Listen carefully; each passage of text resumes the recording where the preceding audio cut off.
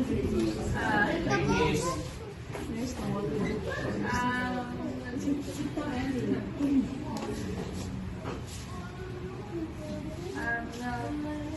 you po sa Panginoon na mag-graduate po ako ngayon. May, and patawat ako kay Mommy and Daddy na continue na ako sa pag-grade 12 kasi na-stop po ako na 1 year, pero patawat ako kay Daddy, Mommy at yung tita ko na-continue po sa grade 12.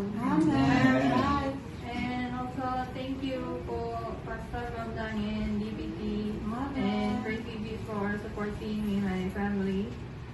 And also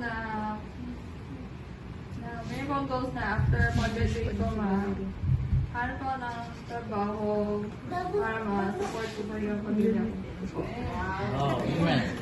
And also, thank you God for the blessings na nabigyan sa amin, and also natulungan kami, and also sa mga pangailangan lang po. Thank you.